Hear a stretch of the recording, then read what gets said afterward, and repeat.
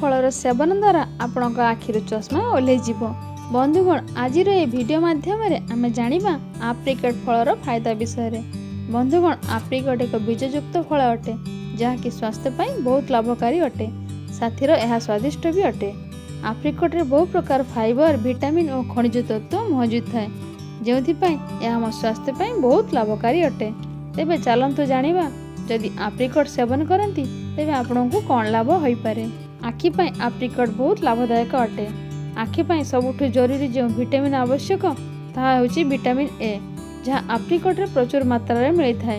Vitamin E एवं antioxidant आखिर कोशिका क्षतिर पूर्ण करथाए।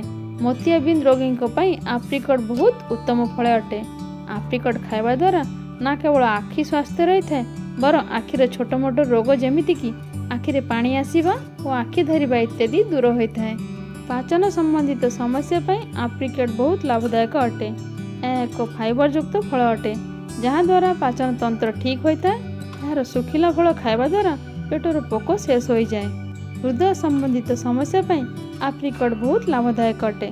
एथिरे पोटासियम मात्रा बहुत अधिक मिलता है एवं यह एक खनिज लवण अटे जहाँकि हार्टबीट को रेगुलेट करिथाए।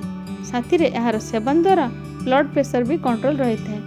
आप्रिकट सेवन द्वारा कोलेस्ट्रॉल नियंत्रण में रही है। बंधुगण आप्रिकट सेवन जदि आपण करिथांती ताहले यह आपण त्वचा संबंधित समस्या को मध्य दूर करे। त्वचारे व्रण, त्वचारे संक्रमण भली समस्या को यह दूर करे। आजकल बंधुगण बहु प्रकार ब्यूटी प्रोडक्ट बनैबार यार व्यवहार हेउअछि। बंधुगण ध्यान रखिबे जो माने मधुमेह रोग पीड़ित से माने यार सेवन करंतु नहीं, कारण यह आपण हानिकारक हो पारे एवं अधिक मात्रा सेवन हानिकारक हो पारे। जदि वीडियोटी भल लगे ताहले निहाती कमेंट करी जणांतु और वीडियोटी को लाइक और शेयर करने को जमारू भूलंतु नहीं।